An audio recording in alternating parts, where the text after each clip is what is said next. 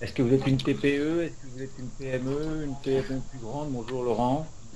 Bonjour Maurice. Oui, Thierry, là en fait, c'est Thierry. Oui. On a le sondage ici, mais qui est plutôt lié à la dernière question, je pense. Non, mais c'est parce que... Enfin, non, non. Non, c'est parce qu'il n'est pas ouvert. Voilà. ah, Vous voilà. pouvez voter maintenant. Voilà. Tout simplement, On a le bon sondage. la précipitation. On peut voir maintenant les petits curseurs s'animer.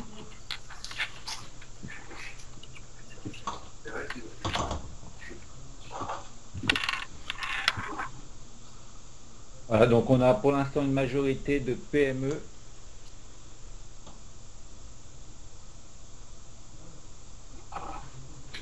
On a peu de grandes entreprises. Agence, ok. Bonjour Julie.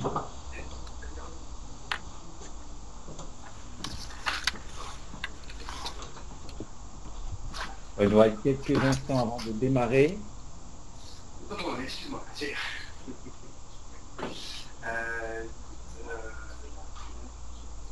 Agence aussi. Bon, définitivement, les PME sont majoritaires aujourd'hui. Non, on n'est pas leader, on est vers quoi avec Agence omnicanal. Oui, alors si vous avez des soucis avec le son, le mieux est de figer les caméras de façon à laisser de la bande passante pour le son et moins pour la vidéo qui en consomme. Parfait, voilà. Donc merci pour le sondage, ça nous donne une indication. On viendra sur les...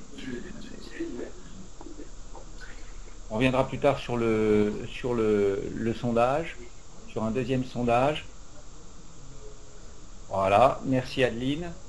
Alors, marketing, automation et réactivation client, 7 erreurs classiques qu'on va aborder aujourd'hui avec Daniel. Daniel qui représente l'entreprise Actito. Et c'est vrai qu'Amabis Actito, c'est un partenariat de quelques mois déjà, on va dire quelques années, puisque ça a commencé l'année passée, sur des sujets qu'on va aborder aujourd'hui, parce que effectivement, nous sommes complémentaires. Alors Daniel, tu peux nous dire quelques mots rapides pour te présenter? Alors donc moi je suis Daniel Lalique, business manager chez Actito depuis l'ouverture de la filiale en France en 2014. Et donc en deux mots, Actito, on est éditeur d'une plateforme SaaS de solutions de marketing intelligence. Et en fait, on accompagne nos clients, on aide nos clients à mieux gérer, à optimiser leur campagne marketing, leur communication avec leurs clients et leurs prospects. Et on les aide à mettre en place des campagnes marketing individualisées, temps réel, leur permettant vraiment d'exploiter toutes les occasions de contact autour des parcours clients et des parcours d'achat. Merci et donc Daniel. effectivement, nous sommes partenaires Amabis. Thierry vous présentera Amabis, mais justement, les outils type Actito doivent s'appuyer sur de la data, de la donnée, de la connaissance client, et l'objectif d'Amabis, c'est de pouvoir réunir cette connaissance client afin de la mettre à disposition d'outils comme Actito. Ben voilà, c'est parfait Daniel. Donc Thierry Alain-Grain, effectivement, je m'occupe du marketing chez Amabis et j'ai pas besoin d'en rajouter plus. On va tout de suite rentrer dans le vif du sujet avec le sommaire. Donc on va brièvement retracer le contexte bien évidemment de ce webinaire dans le cadre d'une transformation digitale de l'entreprise. On va aborder ces 7 erreurs classiques, ces 7 écueils sur lesquels on doit s'attarder un petit peu aujourd'hui pour réussir cette transformation digitale. On fera une conclusion. À l'issue de cette conclusion, bien sûr, on vous posera quelques questions et vous aurez une séance de questions-réponses qui vous permettra de compléter votre information. Alors, la transformation digitale, c'est aujourd'hui de la simplification parce que c'est vrai que beaucoup d'outils et on utilise de plus en plus son smartphone nous permettent de rentrer dans une certaine simplicité. Alors une simplicité parfois tellement importante qu'on pourrait croire que les efforts appartiennent désormais au passé. C'est pas si vrai que ça parce que la simplicité n'est parfois qu'apparente, notamment lorsqu'on intègre des outils qui sont effectivement simples d'utilisation, mais la façon de les intégrer dans l'entreprise qui va modifier l'organisation fait que l'humain n'est pas aussi booléen ou binaire que le digital et ça peut impacter directement l'organisation. Donc il va falloir prendre garde à cette simplicité apparente. Ensuite, l'abondance de données. grâce au digital, parce qu'on est omniconnecté, n'est pas forcément non plus synonyme de simplicité, parce que plus j'ai de la data, plus il faut la traiter, et plus je vais avoir de l'information certes à manipuler, mais c'est aussi un sujet de complexité. Troisième point, qui est un domaine que Daniel connaît bien, et il va nous en dire deux petits mots, c'est l'aspect réactivité, parce que cette transformation digitale, elle nous amène dans un instant présent, toujours la zapette à la main, toujours le smartphone à la main. Daniel, en deux mots, tout à fait. En fait, moi quand je parle de transformation digitale, pour moi, l'un des objectifs de la transformation digitale dans le domaine du marketing client, du marketing relationnel, ça va être vraiment de s'adapter à tous les usages, tous les nouveaux usages des clients et des consommateurs. Donc, des clients qui sont de plus en plus hyper connectés, multicanal, mobiles surtout. Et donc l'idée, ça va vraiment d'essayer de leur apporter, de maximiser finalement l'expérience client tout au long de leur processus, parcours d'achat et cycle de vie. Et donc l'objectif en matière de marketing client, ça va être de vraiment connaître le client et de s'appuyer sur l'ensemble des données dont on dispose sur le client pour lui offrir des messages vraiment personnalisés et temps réel, parce qu'aujourd'hui il faut être partout, il faut être sur tous les devices et avec des clients donc comme je disais hyper connectés. Donc l'idée ça va être d'améliorer l'expérience client pour bien entendu côté annonceur augmenter les taux d'engagement, les liens avec la marque et bien entendu les taux de conversion et tout ça, ça va avoir des impacts en termes d'organisation, en termes de technique et d'opérationnel. Merci Daniel. Et puis dernier point, c'est un aspect non négligeable aujourd'hui, c'est la législation. Peut-être certains le savent, le RGPD, le Règlement Général sur la Protection des Données qui a été voté en mai 2016, et qui rentre en application dès les nouveaux traitements dès cette année, sera complètement obligatoire en mai 2018. Et donc ça impacte directement les usages, ça impacte les bases de données, ça va impacter énormément de choses. Et donc c'est un point crucial dans la prise en compte de la transformation digitale. Premier écueil, première erreur, souvent on le rencontre, on va revenir en détail avec Daniel sur ces sujets-là, c'est la stratégie qui n'est pas correctement définie. Alors c'est pas parce que j'achète un logiciel aussi simple soit-il, un outil informatique aussi simple soit-il, que je ne vais pas avoir à définir ce que je vais en faire. D'accord ? Donc la ligne directrice, c'est le socle des autres étapes qu'on va voir par la suite ou des autres erreurs qui pourraient en découler, mais cette ligne directrice, c'est aussi un moyen de partage, de communication et de motivation dans l'entreprise, parce que lorsque le capitaine fixe un cap, par grand vent et marée ou tempête, ça va nous permettre effectivement de conserver la motivation des troupes et puis de savoir quelle orientation on va définir, dans quel cap on va maintenir. Alors, quels sont les ingrédients qu'on va mettre dans une stratégie ? Est-ce que c'est une stratégie de conquête, de fidélisation, de rétention ? Donc, quel type de clientèle je vais devoir fidéliser ? Donc, ça demande déjà une certaine analyse de l'entreprise. Par rapport à ma politique de produit-service, quelle orientation je veux obtenir. Donc cette stratégie, c'est vraiment le but à atteindre ou les buts à atteindre. On peut la décliner bien évidemment. Est-ce que je suis sur du court, moyen, long terme? Et on peut avoir différents types de stratégies qui vont nous permettre ensuite d'établir, on va le voir dans les écueils suivants, un certain nombre de points de passage obligés. C'est bien sûr une stratégie qui doit être en accord avec la capacité de l'entreprise. Et c'est également quelque chose qui doit privilégier, ça Daniel il peut nous en parler en long, en large et en travers, de privilégier des ROI rapides. Voilà. Daniel, tu peux nous citer quelques exemples ? Alors moi, concernant cette thématique liée à la stratégie, à la ligne directrice, en fait, quand on parle de marketing client, on parle d'une chose, c'est-à-dire qu'on va bouleverser un petit peu les habitudes, c'est-à-dire l'entreprise, l'annonceur souhaite passer d'un marketing de masse qui consiste à envoyer le même message à tout le monde sans forcément tenir compte des besoins et des profils de ses clients. On va passer donc d'un marketing de masse à un marketing de plus en plus individualisé qui va être vraiment organisé autour des parcours clients, des interactions clients. Du coup, voilà, là où on était plutôt sur des campagnes centrées sur les calendriers promotionnels, commerciaux, centrées sur les produits, on va mettre en place des scénarios, des programmes de conquête, de fidélisation, de rétention. Et pour rendre ces programmes efficaces, on a absolument besoin de vraiment comprendre quels sont les parcours clients selon les différents types de segments, quelles sont les actions qui sont menées sur le terrain, quels sont les échanges qu'il peut y avoir entre un client et les différents acteurs impliqués dans la relation client. Du coup, on va vraiment devoir mettre à contribution tous les acteurs de la relation client dans l'entreprise pour justement radiographier les parcours clients, bien comprendre de quelle manière on va pouvoir récupérer la data qui est vraiment une part des éléments cruciaux dans le domaine de la gestion de la relation client. Et du coup, il faut absolument que le projet de mise en place d'une politique, d'une stratégie marketing orienté client soit soutenu et supporté et impulsé par la direction générale pour qu'ensuite on puisse obtenir facilement l'adhésion de justement tous les acteurs qui peuvent contribuer à la compréhension et au partage d'un discours cohérent au niveau de toutes les strates de l'entreprise.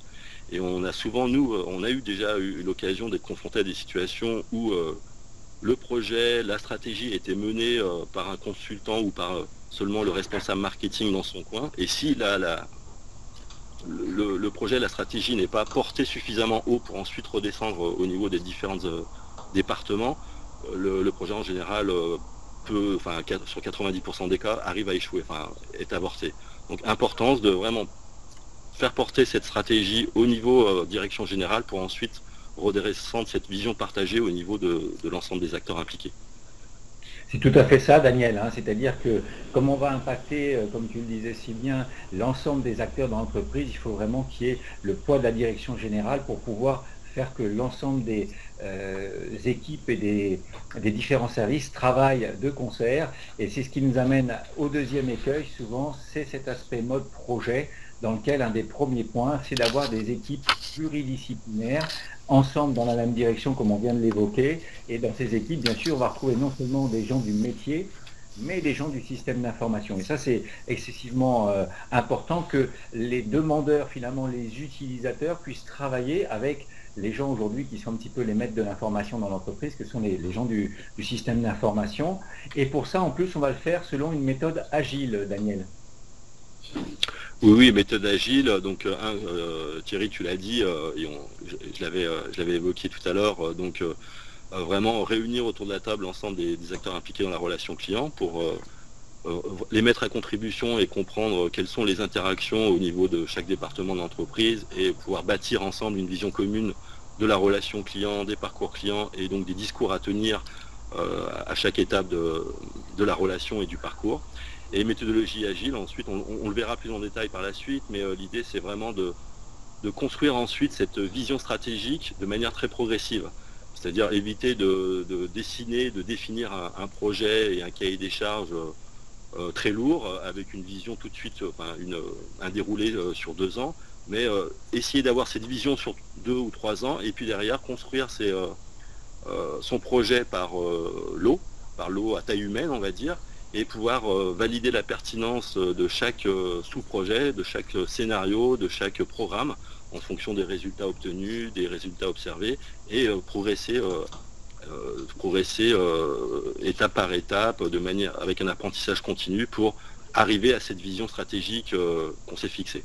Et après, ça nécessite aussi donc d'avoir des outils très flexibles, très souples d'utilisation, qui permettent vraiment dans des cycles très courts et avec le minimum de technicité de mettre en place ces programmes et de pouvoir s'appuyer aussi sur on le verra plus en détail tout à l'heure, mais sur de la data, de la connaissance client, des bases de données qui vont pouvoir également être construites de manière très progressive, de manière agile, avec la possibilité progressivement d'intégrer, d'injecter des données utiles aux nouveaux scénarios et aux nouveaux programmes que l'on souhaite mettre en place. Donc vraiment l'agilité, c'est le maître mot chez Actito, chez Amabis, et c'est ce qu'on impulse chez nos clients pour leur permettre de ne pas se tromper et d'avancer pas à pas en fonction des résultats observés, tout simplement.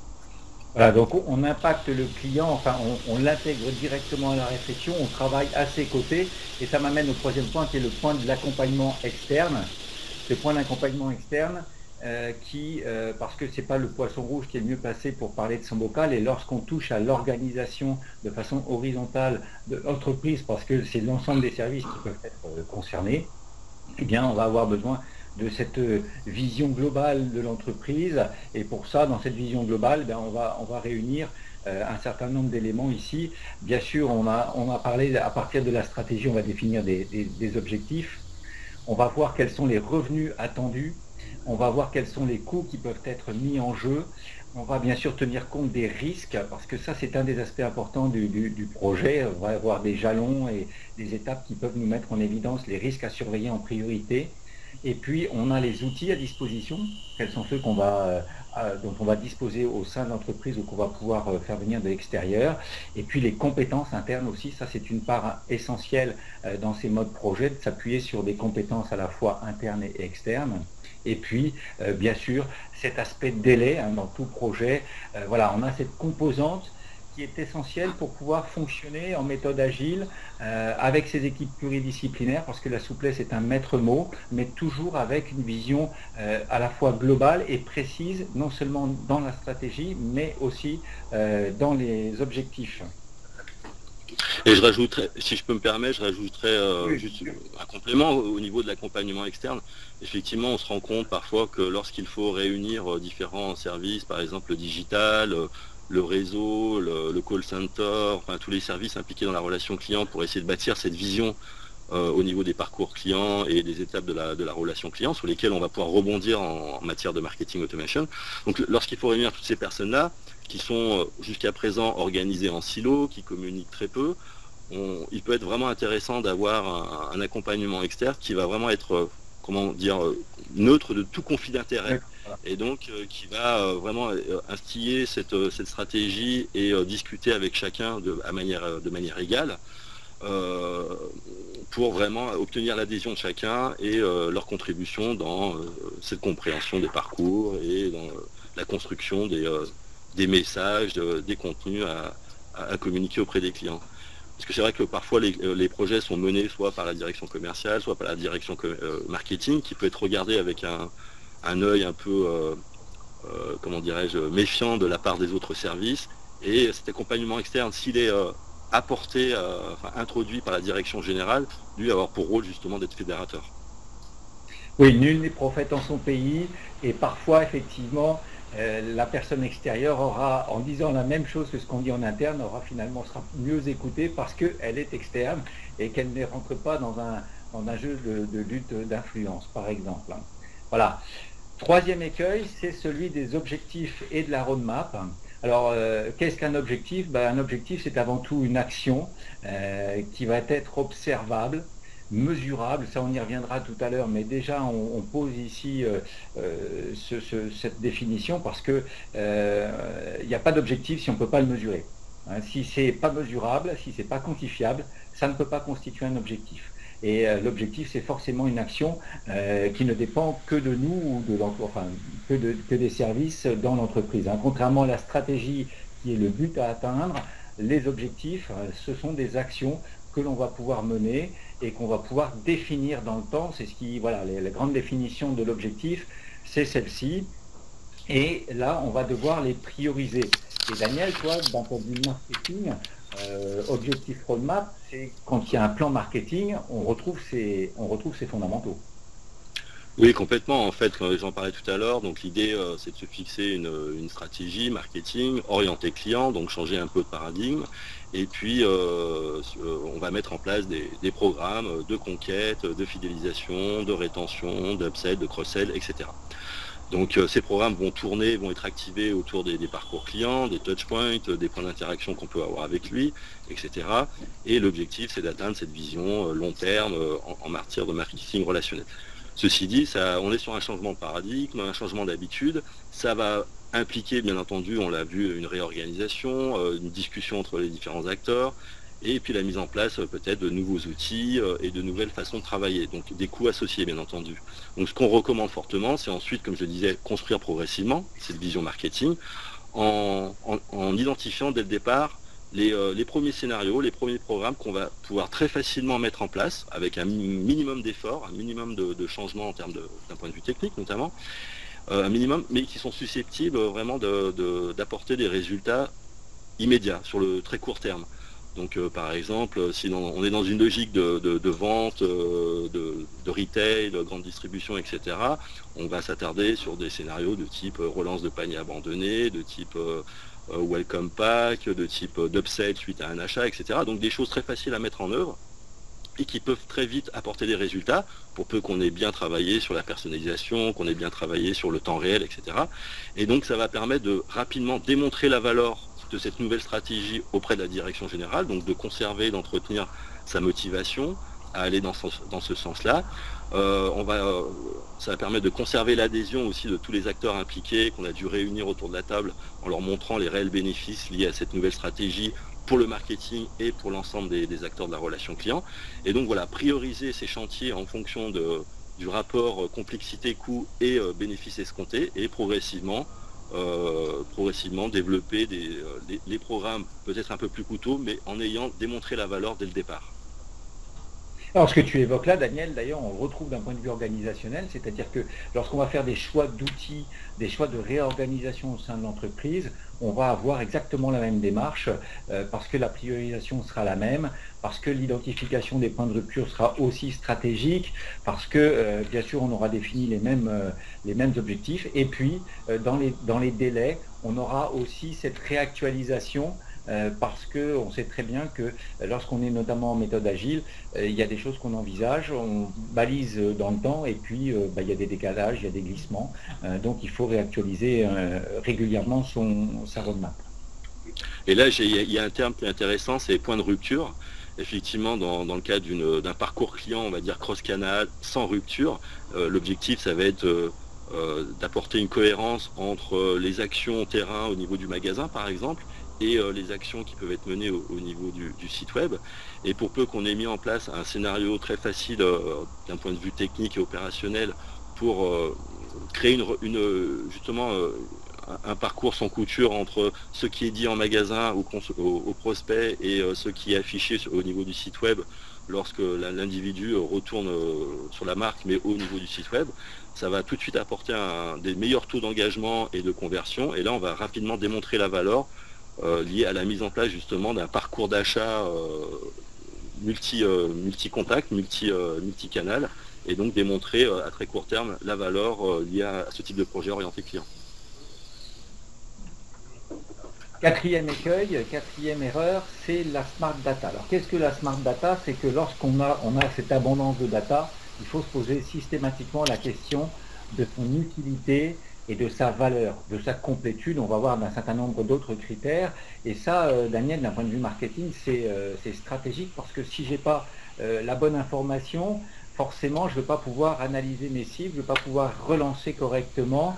Et il faut savoir si, dans ma base de données, je garde de l'information qui est utile, et si cette information en l'état, elle a une valeur, c'est-à-dire si cette data, finalement, ça me donne une information. Hein. C'est oui, parce oui. que je peux avoir plusieurs data qui vont, une fois agrégées, me donner une vraie valeur, une vraie information. Tout à fait. En fait, on se rend compte que dans l'entreprise, on dispose énormément de données autour du client. Les données sociodémographiques, déclaratives, transactionnelles, comportementales web, comportementales applications mobiles. Enfin, énormément de données autour des interactions qu'on a pu avoir avec le client. On commence aussi à avoir de plus en plus de données au niveau de leur parcours physique au sein du magasin, avec des technologies type beacon, type Wi-Fi, qui permettent vraiment de traquer le parcours du client en magasin et d'obtenir davantage de data sur leurs préférences, sur leurs besoins, etc. Et donc à ce titre, on en vient à obtenir des vrais puits de données. On parle de data lake aujourd'hui, et donc l'ensemble de ces informations ne sont pas exploitables en l'état dans des outils par exemple de marketing automation ou d'autres outils orientés CRM, commercial ou call center. Donc l'objectif, ça va vraiment de se focaliser sur la donnée clé. Quelles sont les données qui vont vraiment apporter de la valeur dans ma stratégie orientée client, et que je vais pouvoir exploiter dans des outils type Actito. Nous, on distingue 3 types de données utiles, vraiment utiles. Ce sont des données qui vont être dédiées au ciblage. Donc je vais cibler, je vais segmenter mes clients. Donc quelles sont les datas dont j'ai besoin pour cibler et segmenter. Ensuite, on va avoir les datas qui sont utiles à la personnalisation des messages. Monsieur, madame, le nom, le prénom, le descriptif du produit lié au panier qui vient d'être réalisé, etc. Et troisième catégorie de données, les données qui sont utiles à la mesure, à l'analyse des résultats, c'est-à-dire le chiffre d'affaires généré par une campagne, l'ensemble des transactions, etc. Donc ces trois types de données vont vraiment être importantes pour une activation marketing. Et l'idée d'identifier quelles sont ces données clés dont j'ai besoin pour remonter dans le data mart marketing, qui pourrait être au préalable agrégé dans le RCU justement, vont me permettre de définir, d'appréhender la configuration de la base de données et voir quelles sont les données utiles ou pas, et surtout mettre de côté toute information inutile, parce qu'elle viendrait alourdir finalement l'outil destiné aux marketeurs, et ce qui rendrait la tâche beaucoup plus complexe en termes d'usage au quotidien. Alors tu as employé tout à l'heure un mot excessivement important qui est le mot droit. Quelles sont les données que je peux travailler, que j'ai le droit de travailler. Et ça, c'est un point essentiel aujourd'hui parce que la législation renforce les droits du consommateur. Elle va contraindre l'annonceur et les prestataires, d'ailleurs, qui deviennent co-responsables dans le traitement de l'information. Donc les opt-in vont devoir se généraliser, puisque pour faire un score, il faudra demander un opt-in. Les durées légales de conservation des données vont devoir être gérées de façon différente. Enfin, il y a tout un tas d'évolutions qui vont se faire et qui doivent être prises en compte dans, d'une part, le stockage de cette information, mais également dans son utilisation. De même, dans l'enrichissement de l'information, parce que parfois mon information n'est pas complète, donc je vais pouvoir aller, aujourd'hui j'ai cette capacité légale de pouvoir enrichir par exemple de la date de naissance ou du nombre d'enfants ou de choses sociodémographiques sur le foyer, sur l'individu ou même sur l'entreprise, hein, puisqu'on peut travailler aussi en B2B avec des compléments d'activité, des compléments de chiffre d'affaires, des compléments divers et variés qui permettent de qualifier mieux le potentiel. C'est également quelles sont, à prendre en compte, les capacités de mise à jour de l'information que je collecte. Parce que si cette information est à date de péremption et que je n'ai pas la capacité de la mettre à jour, est-il utile que je puisse la conserver? Est-ce qu'il faut que je la conserve? Parce qu'on sait qu'aujourd'hui, même si le stockage ne coûte pas forcément grand-chose, l'exploitation coûte et du coup, c'est peut-être pas la peine d'enregistrer de l'information qui ne sera pas mise à jour ultérieurement.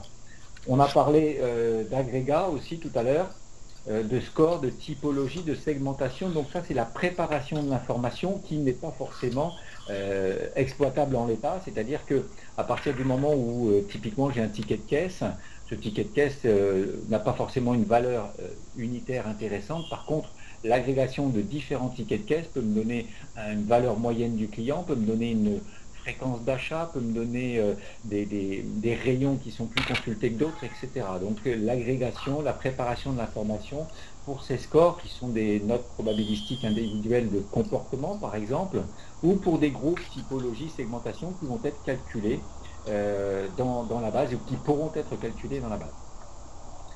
La vision unique du client, ça se construit avec un certain nombre de règles que l'on doit définir avec bien évidemment l'annonceur, parce que quelles sont les règles d'unification? Est-ce que je travaille déjà au niveau du foyer ou de l'individu?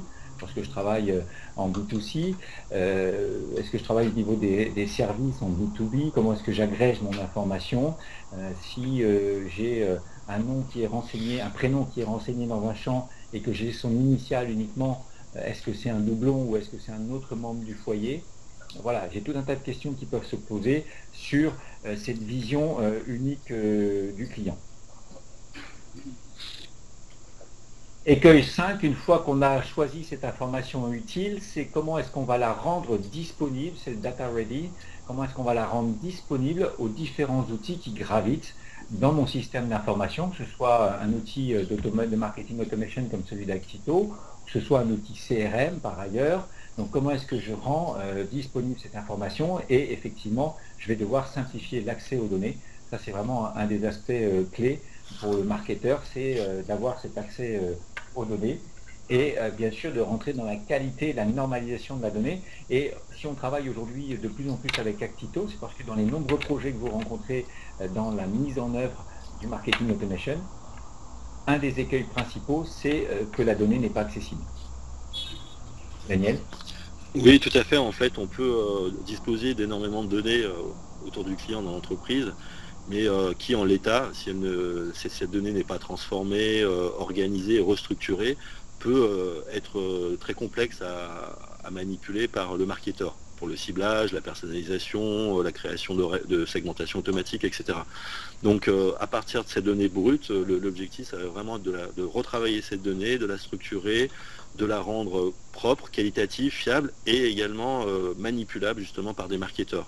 Donc un des enjeux d'un projet de marketing automation, c'est de partir d'un modèle de données brut chez le client ou de différentes sources de données, de centraliser cette data, de l'agréger et de la rendre fiable et qualitative, et ensuite de la structurer de telle manière qu'elle puisse être facilement opérable, manipulable en termes de ciblage, notamment par un marketeur, que ce soit écrit en langage naturel, avec une logique de présentation qui lui permette assez facilement d'atteindre les objectifs que se donne le marketeur en termes de création d'audience ou de segmentation.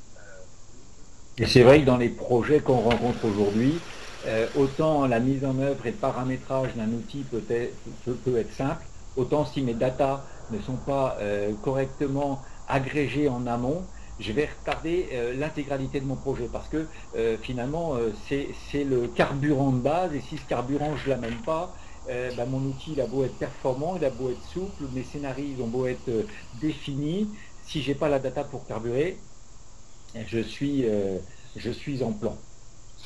Alors, étape 6, c'est l'adaptation des processus. Pourquoi? Parce que lorsqu'on intègre des outils qui vont toucher et impacter un certain nombre de services, qui ont donc une horizontalité dans l'entreprise, on va devoir revisiter, voire créer de nouveaux processus pour alimenter l'information, pour pouvoir exploiter les outils, pour pouvoir tirer la quintessence de cette information. Et parfois, il est plus facile d'adapter les processus à l'outil ou aux outils qu'on est en train de mettre en place que de vouloir absolument adapter les outils en profondeur. Je ne parle pas de paramétrage parce que là, Daniel va pouvoir nous le confirmer. Aujourd'hui, la plupart des outils sont facilement paramétrables. Il s'agit de paramètres. Il ne s'agit pas de faire du développement spécifique sur ces outils, Daniel.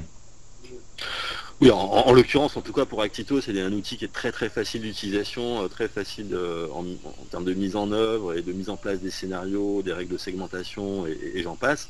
Non, l'usage de l'outil est très orienté utilisateur et très ergonomique. Après, comme on l'a dit dans le slide précédent, la data c'est le carburant du marketing automation. On parle de data driven marketing, c'est pas pour rien.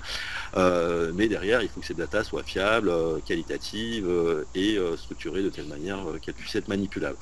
Ce qui sous-entend parfois, lorsqu'on va travailler avec les différents acteurs qui sont à la source de la captation de la donnée, que ce soit le vendeur avec ses tablettes en magasin, que ce soit le call center, que ce soit les formulaires exposés sur le site web. Donc tous ces processus de collecte d'informations autour des clients peuvent parfois être amenés à être revus, justement, pour lorsqu'on va les centraliser et les agréger dans un référentiel client unique, dans un data mart marketing, puissent être plus facilement rapprochés, dédoublonnés, afin d'obtenir cette vision 360 du client, donc autour d'une vision unique du client. Et quand on intègre un nouvel annonceur, on se rend compte parfois que un coup, par exemple, le champ date, il est de type A au niveau d'un formulaire, il est d'un autre typage au niveau du logiciel de call center, ce qui peut parfois complexifier ce rapprochement. Donc il n'est pas, alors c'est peut-être, ça représente un peu d'adaptation au départ, mais derrière on en retire des vrais bénéfices en termes de processus d'alimentation et d'activation marketing ensuite dans les outils. Alors la résistance au changement est un facteur naturel humain, donc il va falloir vendre le changement. Alors vendre le changement bien sûr en interne aux collaborateurs lorsqu'on intègre de ces systèmes, qu'on modifie ces systèmes d'information avec de nouveaux outils tels que un RCU, un outil CRM ou un outil de marketing automation, mais vendre aussi parfois le changement aux consommateurs parce que voilà, les usages changent. Dernier point, Daniel, oui. Non, en fait, je voulais dire, vendre le changement, c'est spécifier au côté consommateur le bénéfice qui va être lié à une bonne complétude de l'information au niveau des formulaires, en lui expliquant qu'on pourra lui envoyer des messages vraiment adaptés à ses besoins et pourquoi pas utiliser un système de compensation. Et puis aussi spécifier le sens de la collecte de la donnée au niveau en interne, au niveau des collaborateurs, en magasin, au niveau du call center, les sensibiliser sur l'importance de vraiment saisir de la donnée de qualité et quels sont les bénéfices qu'eux vont pouvoir en retirer. Typiquement, le fait qu'un vendeur en magasin saisisse l'ensemble des données intéressantes pour le marketing vont permettre au marketing de communiquer des informations pertinentes, des messages pertinents et temps réel aux prospects qui aideront le vendeur ensuite à mieux transformer l'individu en client grâce justement à un parcours d'achat sans couture, personnalisé. Donc on est vraiment dans un cercle vertueux de bénéfices pour l'ensemble des acteurs qui doivent contribuer justement à cette gestion du parcours client. Merci Daniel de cette précision. Donc Accueil 7, évaluation et mesure. Et aujourd'hui, je vous le disais tout à l'heure, pas d'objectif sans mesure, mais dans le cadre de la méthode agile qu'on évoquait également, on a besoin de cette mesure. Et donc c'est l'évaluation par la mesure pour tirer des enseignements et puis des corrections éventuelles dans un processus continu et perpétuel de réajustement, comme on l'évoquait avec cette méthode agile. C'est test and learn, j'apprends, je corrige. Et ces tableaux de bord, aujourd'hui, on a la chance de pouvoir les avoir relativement plus facilement parce qu'avec l'omniconnectivité, les réactions remontent beaucoup plus rapidement, on peut tracer beaucoup plus de choses et ça nous permet de surveiller, donc d'avoir un pilotage des instruments qui nous permet de réajuster le tir. Et ça, c'est un écueil souvent parce que les gens ne pensent pas à valider en même temps que la définition des objectifs, la définition des mesures qui doivent être prises lorsque, enfin des KPI en fait, des outils de mesure, donc qui doivent être définis en même temps que les objectifs pour mesurer ces actions, mesurer le rendement des actions. Oui, tout à l'heure on parlait de construction progressive de ces programmes, de ces scénarios et de réajustement permanent en fonction des résultats obtenus. Donc il faut au départ préciser les KPI, comme tu l'as dit, qui vous permettent de mesurer la pertinence des scénarios. En conquête, ça va être le chiffre d'affaires, les taux de conversion. En fidélisation, les indices de satisfaction. En rétention, le nombre de contrats que l'on a pu préserver, etc. Et ça va vraiment permettre au fil de l'eau de mesurer la pertinence des scénarios. Si celle-ci ne donne de résultats infructueux, on abandonne, on passe sur un autre scénario, ou alors si les résultats sont probants, on fait évoluer ce scénario et on essaye d'obtenir de meilleures performances. Donc vraiment cette construction progressive, mais au départ, quand on priorise les chantiers, bien définir les KPI. Oui, tu l'as dit, en plus il y a un mot important, tu as dit on abandonne. Il ne faut pas avoir peur ici, dans ce contexte d'évolution perpétuelle et d'agilité finalement, de partir sur une voie qui n'est peut-être pas la bonne, mais c'est par le test finalement et la mesure qu'on va s'apercevoir qu'elle est bonne. Donc c'est par des faits concrets, c'est par de la mesure réelle qu'on va décider en tout état de cause si on doit continuer dans cette voie ou si on doit abandonner cette voie. Et l'échec n'est plus... on vit un monde qui va tellement vite qu'on ne peut plus se permettre d'attendre, d'être sûr que tout va fonctionner. On doit faire les choses. Ajuster et corriger en permanence après avoir fait une mesure. Donc ça, c'est un point excessivement important. Voilà, on en arrive à la conclusion de ce webinaire avec quelques points importants. Donc on l'a vu, il faut parfaitement définir sa stratégie, le mode projet, les objectifs, la roadmap, les KPI, parce que toute cette définition préalable, elle est stratégique pour pouvoir, tout au long du projet, évoluer correctement. Ça, on vient encore d'insister dessus. C'est de prioriser, de privilégier des ROI rapides et une simplicité tant de mise en œuvre que, bien sûr, d'exploitation. Et ça se fait avec un accompagnement selon une vision globale extérieure qui a deux dimensions. Une première dimension horizontale dans l'entreprise qui est celle tridimensionnelle de l'humain, de l'organisation et des technologies. Donc il faut qu'on ait cette vision-là, et on a aujourd'hui, entre Actito et Amabis, cette vision tridimensionnelle horizontale d'organisation dans l'entreprise. Et puis c'est une dimension plus verticale métier, qui est celle du marketing, du commerce, de façon générale, des systèmes d'information, et aussi toujours cette branche législative qui prend de plus en plus d'ampleur aujourd'hui avec l'évolution donc de la loi européenne sur la protection des données. Alors, avant de passer au dernier sondage là, qui vous concerne, on va dire deux petits mots du marketing automation et du data management, et donc de l'approche complémentaire Actito-Amabis. Et je sais, je vais vous. Voilà, donc Actito-Amabis, c'est un aspect de conseil, d'éditeur et d'intégrateur sur l'ensemble des systèmes, enfin l'ensemble des points clés du système d'information marketing de l'entreprise, c'est-à-dire la qualité et l'enrichissement de données. C'est l'aspect référentiel client unique, Datamart, qui est un sous-ensemble du RCU et de la DNP, c'est bien sûr les aspects CRM, c'est les aspects de marketing automation, et tout à l'heure Daniel l'évoquait également, c'est des aspects de business intelligence qui vont permettre de faire à la fois du reporting et de faire du marketing prédictif dans lequel on va, grâce à des scores, prédire le comportement, voire en temps réel, le comportement donc du consommateur. Ça peut être de la prédiction de panier, c'est tout un tas de la recommandation de produits et autres. Alors, c'est vrai qu'on intervient à Actito Amabis sur des secteurs similaires, on a des clients communs et on intervient sur l'ensemble des secteurs d'activité parce que tout le monde, absolument tout le monde est concerné par la gestion de clients, par la gestion éventuellement même d'autres les appelaient avant des usagers dans le secteur public. Donc on est présent sur le transport, sur le retail, sur le service bien évidemment. Alors, on est vraiment sur des approches multi-secteurs d'activité, multi-taille, multi-canal, e-commerce, retail, etc. Donc on a cette flexibilité et cette agilité de pouvoir aborder n'importe quel type d'activité grâce à des solutions et du service qui va être adapté aux besoins de nos clients et aux tailles d'entreprise.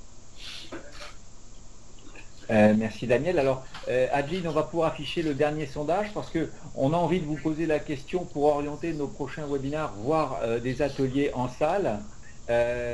Parmi les 7 écueils là qu'on vient d'évoquer, quels sont les 2-3 sujets les plus importants pour vous, les 2-3 sujets prioritaires pour vous dans ce que vous mesurez aujourd'hui dans votre entreprise? Donc Adeline, si tu peux nous afficher le deuxième sondage, s'il te plaît. Alors, ouais, je ne sais pas si je... Adeline, alors juste on va vous... Voilà, le deuxième sondage.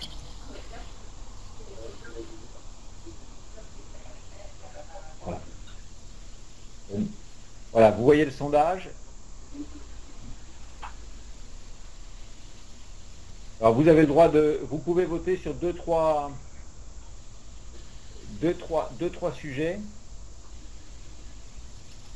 Et l'idée, c'est qu'on puisse vous inviter soit dans une salle physique, soit dans un autre webinar pour avoir un atelier un tant soit peu plus technique.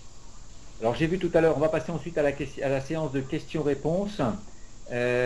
Donc, conservez vos réponses.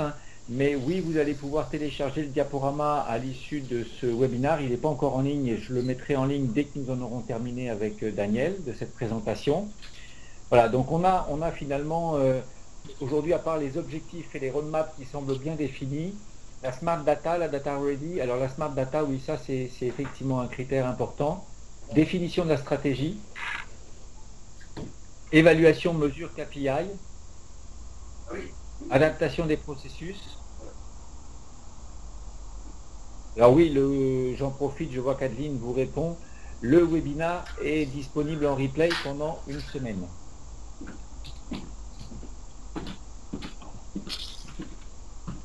Bon, la Smart Data, ça reste, Daniel, tu vois, un sujet d'actualité, mais on se rend compte, mine de rien, que la définition de la stratégie, c'est pas si évident que ça. Et quand on n'a pas de définition de stratégie, derrière, la mise en application des objectifs et de la roadmap est plus compliquée, parce que, bien évidemment, c'est la stratégie qui va conditionner la définition des actions qu'on va mettre en œuvre pour atteindre cette stratégie, et la roadmap découlera, bien évidemment, des objectifs. Oui, j'imagine que le besoin se situe au niveau de quels sont les objectifs stratégiques prioritaires que je dois me fixer en termes de conquête, de feed, de rétention, d'upsell, cross-sell, et comment je vais pouvoir activer cette stratégie, la matérialiser au niveau par exemple des parcours d'achat, des cycles de vie client, quelles sont les occasions de contact que je vais pouvoir exploiter et comment dessiner cette stratégie avec une vision sur plusieurs années pour essayer d'activer mes clients dans une logique one-to-one. Et après, quelles sont les datas dont j'ai réellement besoin pour activer tout ça? Effectivement, je comprends la question. Alors on a fait une petite erreur, enfin j'ai fait une petite erreur sur le sondage, c'est que j'ai pas mis le choix multiple, j'en suis désolé, et je pense pas qu'on puisse le modifier maintenant, à moins qu'Adeline tu puisses le modifier. Bon voilà, non, a priori, oui, alors voilà, Adeline va cocher la case qui va bien. Voilà, a priori, Adeline a dû cocher la case qui allait bien, qui était plusieurs choix possibles. Non, c'est une erreur, hein, Maurice. On a limité un choix, c'est parce qu'il fallait cocher plusieurs choix multiples. Et voilà, ça n'a pas été fait dans la précipitation tout à l'heure. Merci, Adeline. Voilà, donc vous avez la possibilité, effectivement, constituer l'équipe projet, définir l'objectif roadmap. Voilà, donc la Smart Data, très bien. Merci de ces précisions. Avant de passer, donc, juste un petit mot nous concernant, parce que j'ai une petite annonce à faire. Le mardi 18 octobre, prochain webinaire Amabis, que vous pouvez d'ailleurs retrouver sur la chaîne Amabis sur le CRM. Donc c'est le 18 octobre. Vous pouvez nous retrouver donc sur cette chaîne Amabis. Et je crois, Daniel, qu'on peut ouvrir la séance de questions-réponses.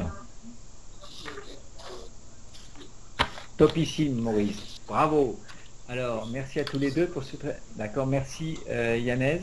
Merci. Alors, quelle référence en B2B?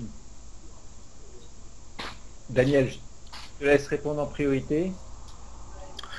Alors, pour le coup, côté Actito, c'est vrai qu'on est historiquement très orienté B2C, donc parce que notre vocation et notre valeur ajoutée, c'est situé dans la capacité à gérer des gros volumes de données, donc avec des gros volumes de consommateurs et de data associés à ces consommateurs. Donc on était beaucoup dans une logique de production de masse avec dans le domaine du B2C. Donc l'idée étant d'automatiser, d'industrialiser des programmes importants sur des gros volumes. Et on a depuis quelques mois intégré des fonctionnalités qui sont davantage demandées par le B2B en termes de lead management, de lead nurturing, de scoring, etc.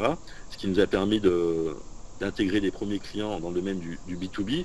Bon, c'est surtout des clients qui font à la fois du B2C et du B2B. Et on est en train d'étoffer justement notre offre pour davantage aller vers le B2B. Mais c'est vrai qu'historiquement, on est pas mal situé dans le domaine du B2C. Alors c'est vrai aussi que le marketing automation, Daniel, c'est d'abord les gens du B2C parce qu'il y avait du volume et une autre approche aussi du commerce en B2C qui se sont équipés en marketing automation, alors que c'est un peu moins réactif parce que les cycles de décision sont assez différents dans l'entreprise. Hein. Les cycles de décision se font en groupe. On n'est pas dans de l'achat impulsif ou dans de l'achat où j'ai qu'un seul décideur finalement. Hein.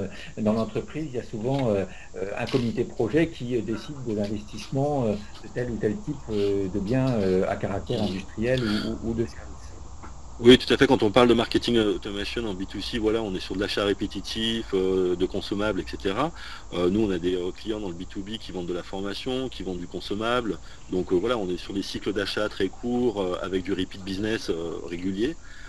Et lorsqu'on parle de marketing automation en B2B avec des cycles de vente longs, là, effectivement, il faut faire appel à des fonctionnalités, on va dire, de lead scoring, lead management au long cours, en définitive. Et donc, il y a des outils sur le marché qui sont très orientés sur ces sujets-là, sur les terrains sur lesquels nous allons, mais sans oublier notre cœur d'activité qui est le B2C, le repeat business. Alors moi je précise pour Amabis que le cœur de business était plutôt le B2B au départ parce que il y a une complexité dans la data quality qui est supérieure en B2B du fait de la fonction, du fait de la société, etc. Donc on travaille avec des gens qui sont dans l'édition, comme par exemple le groupe Francis Lefebvre Édition qui est le numéro 1 en France, le numéro 2 en Europe et le numéro 4 au monde de l'information juridique et financière. On travaille aussi avec des VADistes comme INMAP, parce qu'historiquement les VADistes étaient des gens qui traitaient un volume d'informations, mais toutes les entreprises sont concernées par la gestion de la data, que ce soit pour construire des RCU ou que ce soit pour construire simplement, on a par exemple la gendarmerie nationale ou Pôle emploi, parce qu'il y a de la data, on a besoin de gérer des données. Donc, ce n'est pas vraiment des clients, là, mais bon, il y a des données à gérer. Donc, on est vraiment tout secteur d'activité. Vous pourrez retrouver d'ailleurs sur nos sites respectifs les logos de ces sociétés, et dans la présentation également. Sur chaque sujet à part entière. Ah ben voilà, Bénédicte nous demande... Une série de webinaires, un webinar tour. Voilà. Voilà, un webinar tour. Bah, écoute, on a pour l'année 2017, Pourquoi pas. On a un programme. Voilà. Bon, Bénédicte, merci. Voilà. D'autres questions concernant...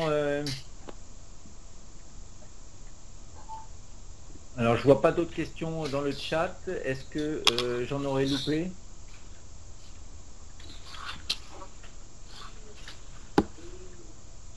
Non, je vois pas d'autres questions. Je ne sais pas si tu en as vu, Daniel, toi, d'autres questions? Non, j'ai pas vu de question. Maintenant, on peut inviter les participants à consulter Amabis ou Actito pour toute question relative d'un côté au traitement qualitatif de la data et de l'autre à l'outil de marketing automation, et voir dans quelle manière on peut répondre à leurs problématiques et comment on pourrait les accompagner sur des réflexions, des sujets. Voilà, après ce webinaire, on reste en contact.